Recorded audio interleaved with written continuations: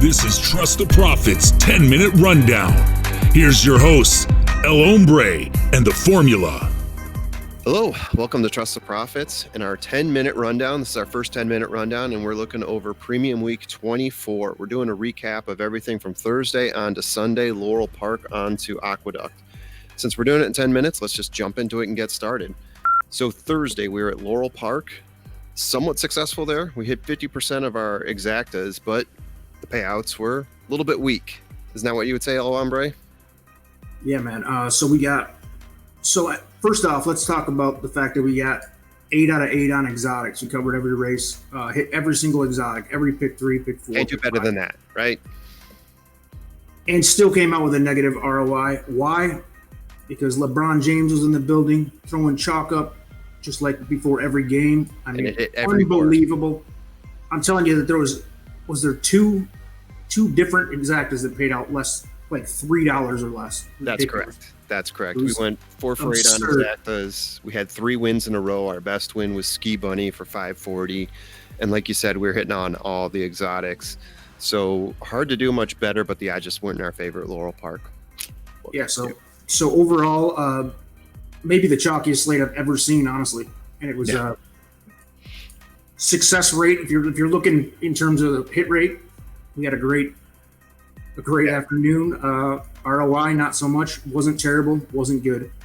Yeah, exactly. Move it along. The best is yet to come. Friday, we were at the New Orleans Fair Grounds, one of my favorite places, just because it's in New Orleans.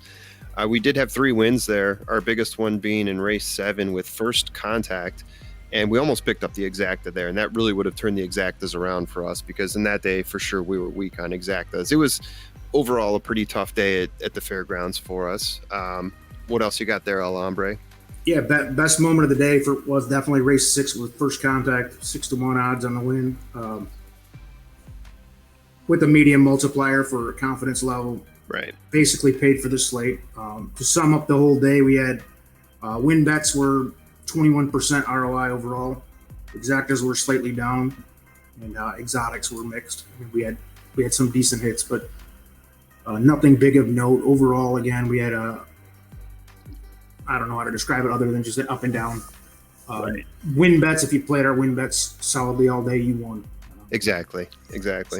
Again, not terrible, not good. So at this point, Thursday and Friday, we're kind of middle of the road. Nothing too exciting going on yet. So certain things went well, certain things didn't. Then we go into Saturday at Aqueduct. So by the way, wear your freaking coats, because I'm in the south and it's effing cold here right now. I mean, as you can see, I'm in a jacket in my house.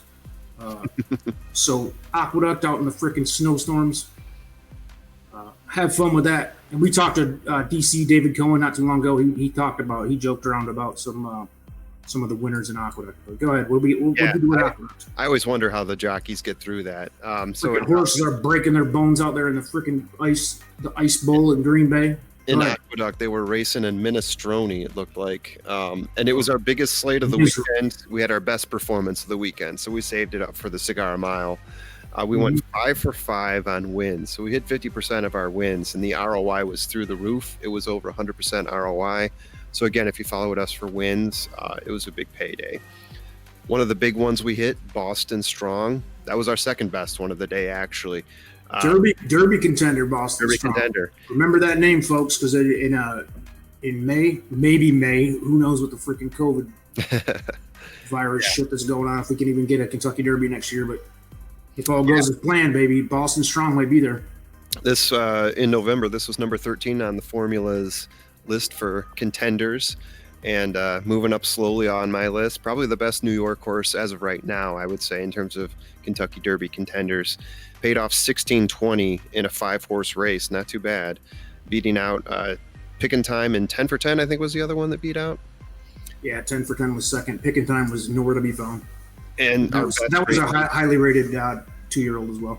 Yes. Our best race of the day, race 8, we won on Timeless Journey, a 9-1 horse that we had pegged as our winner. Came out at 21.80. Pretty solid return on your win there. I think we had that as a medium in terms of our risk, so a 3x multiplier. Pretty good there. And in terms of exactas, we went 5 for 5 on exactas as well. So hitting 5 50% of our exactas on the day, extremely strong. The best one was race 3, where Posse Can Disco and Imperio D showed up for us in our exacta box. Overall, a very strong day at Aqueduct. Yeah, the best moment I saw was basically the same thing you just said. I mean, anytime your win ROI is over 100% to the positive, it's a pretty good day. And hitting 5 out of 10 exacta boxes and 5 out of 10 win bets. Yeah, not going to get a whole lot better than that. I mean, can't ask for much more than that. I mean, it was a good day. I don't think we had any monstrous payouts on exotics, but we had a 20. That one was 29. It wasn't a monster, but it was a darn good payout for race 3. Yeah, the sequences were broken up. Both pick 5s were broken up with something in the middle, unfortunately. But yeah, overall strong day. I mean, especially if you stuck to the core bets, which I mean that's our strong point. Win bets. We weren't done. What's that? We weren't done for Saturday either. Go ahead. If you follow our Twitter feed at Trust T Profit, right? This is where we gave out our, and this should be no surprise to any listeners, right? Froster Frippery was running the legend at Gulfstream Park. Who else was running in that race? Bobby G. Bobby G was one of our favorites from Pimlico that had a huge win for us. I think record breaker. He was a part of the record. Bobby was part of the record. That's right. Bobby McGee. Go ahead. And these two horses came down to 3-1 and 6-1. So of course we tweeted out that you got to be playing the exacta box on these two. These are our favorites going into it. I watched the race, saw him get pinned against the rail with 4 horses wide. Somehow both those horses broke out and took it neck and neck. But Froster Frippery took 1 at 3-1. Bobby G 6-1 took second. Tweeted this out. Got myself a little text from Alvin Cigarette saying he was way on top of this as well. Boom. Texted me from a payphone. I'm not sure how that works, but that's what he told me. Anyway, the exacta paid out 23 and the win paid out 6 on a $2 ticket. Not too bad. Not too bad. Froster Frippery was the award winner for the Legend horse for the Prophet's Choice Awards, by the way. Absolutely. Why? Because that horse is for some reason has won about 90% of the times we've had him in any type of bet. The horse is he's like money in the pocket for the kids. So far this year, Froster Frippery's run 13 times, has won 8, and has come in second 4. That's just this year alone. And really this year is the year that it's really come into its own. 2019 was also strong, but in terms of winning, it's really come through this year. And right now, out of all thoroughbreds, it's tied for first with 8 wins overall. Horse is 200 years old too. I mean, we're not talking about 7-year-old. Yeah. The thing's like 9, isn't it? I thought it was 7 years old. We can look that up later. One hoof in the freaking crypt for you. How's that? Yeah. Strong horse, though. We love our Froster Frippery.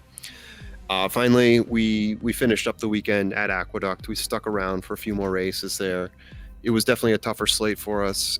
Some of the highlights, though, we did have 2 wins, our best one being Hardcore Folklore. It paid out $720, and we hit a couple exactas, the best one hitting out at $22.90. What else you got for us on that one, Al Hombre? Well, the highlight was definitely the late sequences. We had the late pick 5 for 538. Mm-hmm. We had some exotics there. Yeah, we actually hit. Was it 9 out of 10 races? Was there 10 races on that slate? If it was 10, we hit 9 out of 10. If it was 9, we hit 8 out of 9. But 9, yeah. Really, the only miss we had was I think race 2, and it was a freaking bomb, and we had it. Won't go into too much detail because we're on our 10-minute clock here. But if we would have hit that one, it would have been we'd be bragging, talking ourselves up right now. But instead, we had a pretty solid day again. Exacta and win bets were slightly down. Yes. But exotics were not. So yeah, we hit all the late sequences, including the pick 5. So what are you going to do? What are you going to do? Overall is a pretty non-excitement of a weekend, to be honest with you. So kind of a shit weekend to start doing our recap show on here. But this is going to be a weekly thing, hopefully, and hopefully we can have some more exciting news to report back each week than this. Because again, it's not like it's horrible news either. It's just kind of blah. I mean, we had some. We have any big ones. Yeah. Saturday at Aqueduct was pretty good overall, but nothing. Nobody's writing home to Ma. So we are looking ahead, though. We're looking ahead to this weekend, Saturday. The fairgrounds is having the Louisiana Classic Day. the Louisiana Champions Day. I'm sorry. So that's one of the races, or one of the slates that we're looking at. It's all Louisiana horses. And we're also looking at Gulfstream Park that has a couple G3s and a G2 thrown in there. I think that's probably where we're leaning. But if you have any opinions on it, you know where to hit us up. You can hit us up on Twitter. You can hit us up on Facebook. Twitter, Trust T Profits. And Facebook, you know where we are, Trust the Profits. That's all we got. That's our 10-minute wrap up. Yeah, and I think we went a little over, so we'll be sure that our producer, Mark, will bitch us out and probably put a negative clock counting upwards at this point. So but that's part of the fun. So all right. Later. Thanks for tuning in. See you.